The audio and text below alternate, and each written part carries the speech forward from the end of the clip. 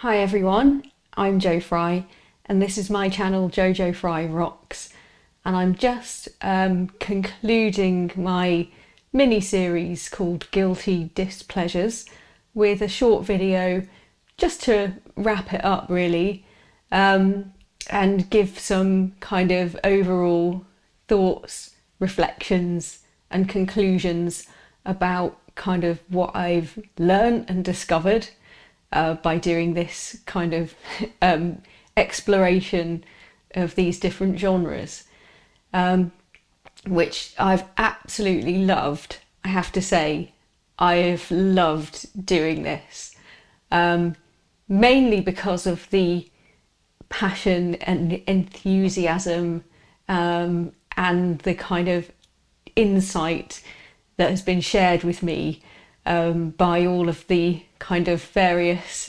genre experts that I've been speaking to, who are all, you know, really at the end of the day just huge music fans, like myself, who are really into the kind of various genres that I've been looking at.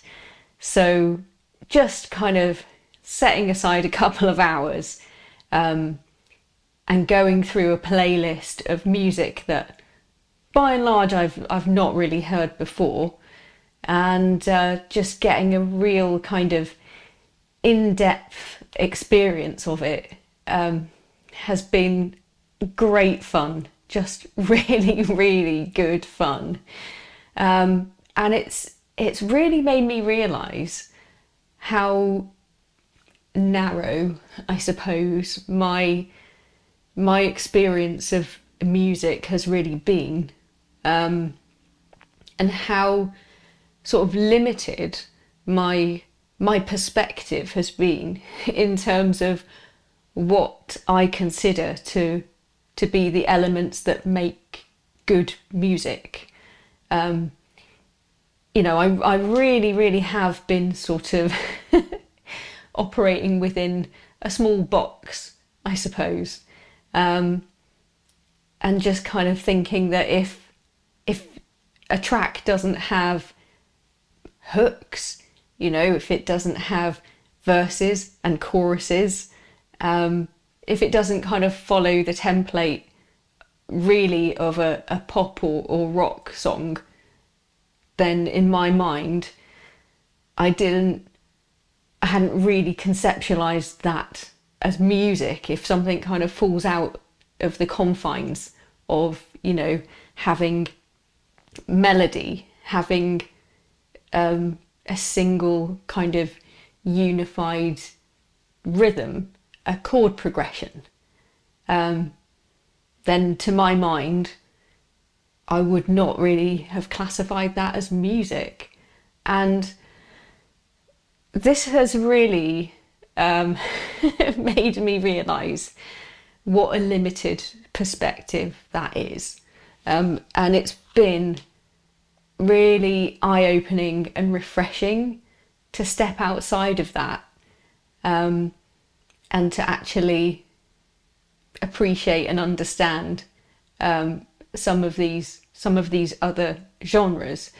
You know, nu metal, I suppose nu metal and death metal were kind of part of that, you know, overall, you know, they did kind of sit within like some of those confines.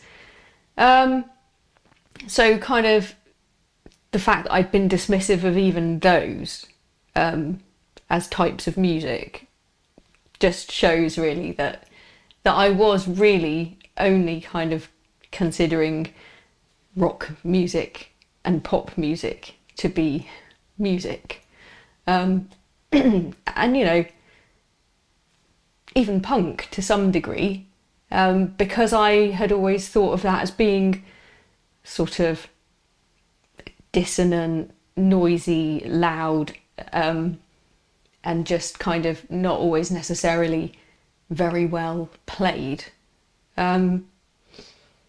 You know, it hadn't really occurred to me to kind of go and listen to some of it, because I just thought I'm not I'm not going to like it. And it actually turns out I really, really do like it. And it's been a huge influence on a lot of the bands that I really love anyway. And it kind of came from rock and roll and was also like a reaction against some of it and how sort of grandiose and overblown and self-important it had become. So, you know, it was really actually very surprising to me that a lot of the stuff that I listened to, particularly in the punk session, was stuff that I could I could fairly sort of easily grasp and latch onto.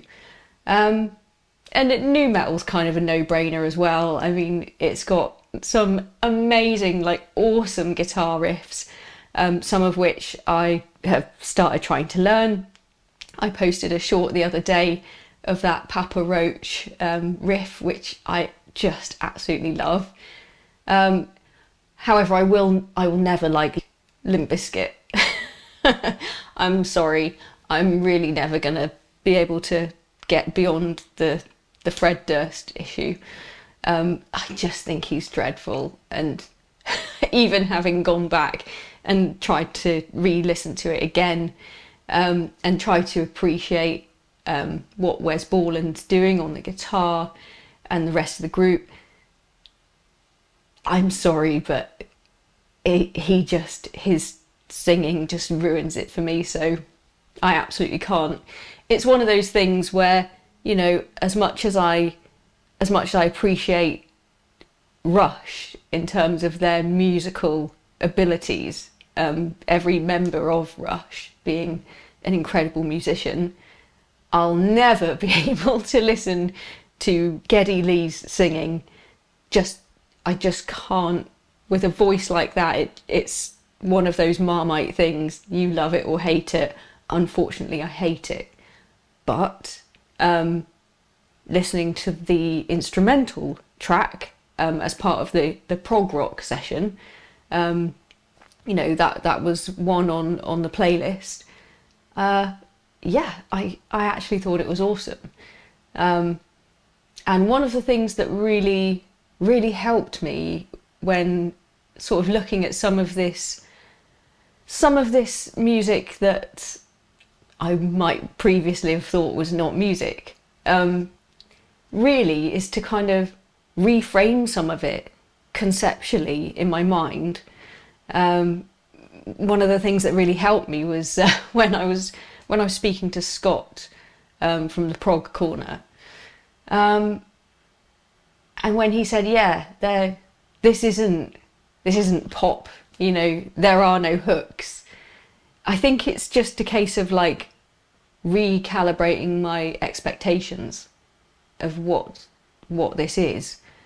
Don't even necessarily consider it to be a song.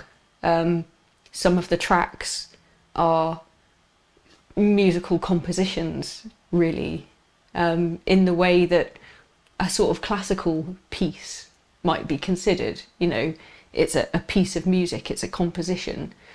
It isn't necessarily a song designed to be sort of played on the radio. It's not designed to be a top 10 hit single. Not all music has to do that in order to be enjoyable, in order to be good. And I think now I say it out loud in that way, that's probably the most obvious thing that anyone has ever said. And I feel kind of stupid for saying it. But I did need to do this in order to come to that realization.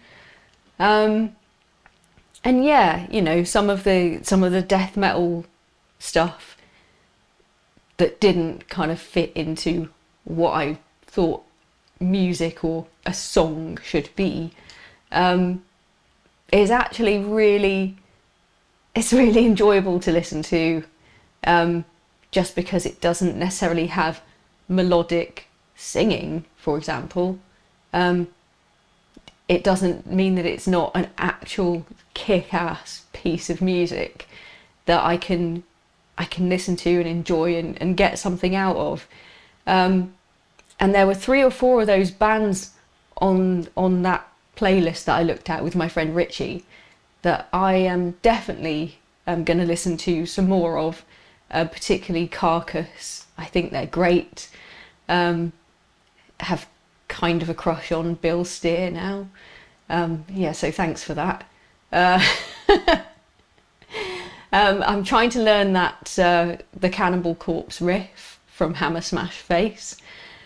Struggling a little bit, I have to say, but I have discovered that, well, I think they used a Metal Zone pedal, which I do have as an effect on my Boss Katana.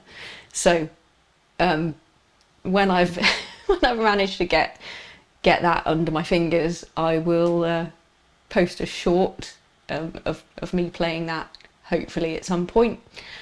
And yeah, there's a load more stuff that, you know, it's really kind of opened my eyes to, and I'm going to be looking up more of. I've got all those punk documentaries to watch that my friend Dave told me about.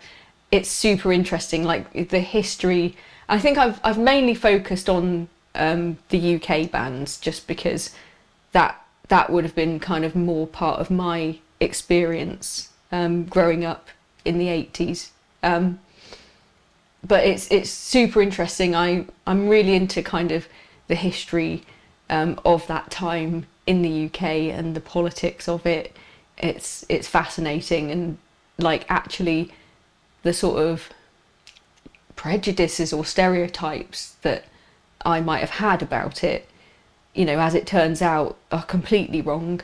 And it's just really unfortunate that some of these bands and the kind of punk movement itself kind of got hijacked by some really, really nasty groups with really, really bad intentions. But it's been super interesting to sort of dig into that and unpick it a bit and actually find out, you know, how and why that happened. And yeah, it has really kind of helped me to reframe and reconceptualize some of that. And I'm hearing more and more of those influences now when I listen to the kind of music that I like, the sort of rock and metal and pop and stuff that I've grown up with. So, you know, it's been absolutely fascinating. Particularly, I think the most challenging being the kind of prog exploration and also the jazz exploration as well. I knew that those two would be quite difficult and quite challenging for me. But Scott was just such a such a sort of charismatic and fun and entertaining person to talk to, and actually watch on his channel. And I've been sort of watching more and more of his videos and stuff. So I am kind of developing more of an interest in that kind of music and finding out kind of more about what people like about it. And some of it's just so impressive, like from a musical point of view, particularly from kind of a guitar perspective. So, you know, as much as I don't think I'm gonna be kind of downloading all of sort of Genesis back catalogue, I do think that I'm gonna be, you know, maybe listening to kind of a few more King Crimson tracks, maybe, and kind of experimentation that, you know, the way that prog sort of pushed music and technology and recording and production, I think is super important when you kind of think about how things developed in terms of like what they were doing in the studio, and actually, you know, how sort of fresh some of it still sounds, was quite surprising to me as well. So, you know, similarly with jazz, I really thought, like, I don't know, I don't know how to approach this, because it's so free form and unstructured. It's so kind of different and outside of like the parameters that I'm familiar with. Like, I really don't know how to listen to it. And I think the key is to, like, stop overthinking it. Like, you don't need to overanalyze and overthink everything. It can just be about the feel and the mood, and the vibe, and just kind of letting it wash over you. You don't have to understand every aspect of it. You can just sort of enjoy it for what it is. I definitely want to kind of find out a little bit more about Django Reinhardt as a guitarist. You know, I feel like that's it's kind of just like a massive hole in my knowledge, being that he's been so influential and one of the greatest guitarists of all time. So I'm definitely going to be kind of pursuing that. And yeah, I'll definitely kind of watch that documentary about Nina Simone. She's such an amazing artist and has been such an influential figure. And yeah, I realised that the kind of Afrobeat and Ethio jazz stuff is stuff that I've probably like listened to and enjoyed in various ways in the past anyway, without kind of realising. And yeah, it's definitely something that I will look to find out more about, and kind of explore for myself. So yeah, those are some of my concluding thoughts after having done all of this. But as I said, one of the things that I've enjoyed the most about it is the actual sort of collaborations that I've done with people I know, people I've been friends with for a long time, people that I've met on here via YouTube. So yeah, what I might do is kind of extend this out a little bit now, because I know that there are other genres of music that I don't really know a lot about and have never really thought about, but I know people that know a lot about them, and I think those people are super interesting. So one of those is my friend Jim, who co-hosts the Guitar Nerds live stream on Andy's channel over on Guitar Stuff Studio. And I know he's really, really big into prog metal. So I think, you know, that's one of the kind of areas that I don't really know much about.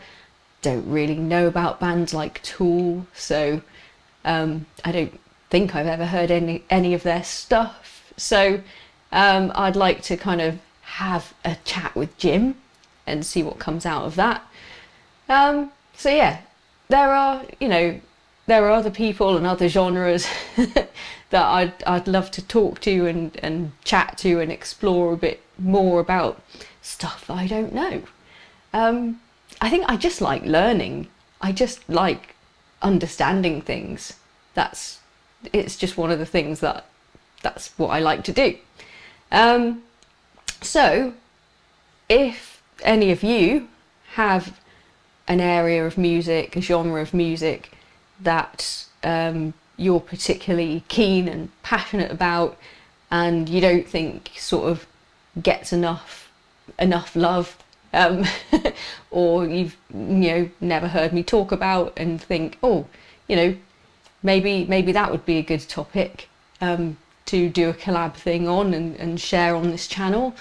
I think it's also a really cool way to sort of build a bit of community on the channel.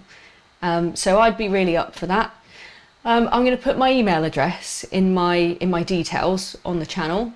So yeah, drop me an email or a comment on this video, and let me know if you'd be up for doing something. Open to ideas. So yeah, thanks everyone who's watched these videos, because I know they've been really long. But there's just so much to talk about. It's really great. It's so interesting. So yeah, I want to sort of keep on doing some of these, and drop me a line if you've got any ideas and you want to do a collab. Okay, cheers. Thanks everyone.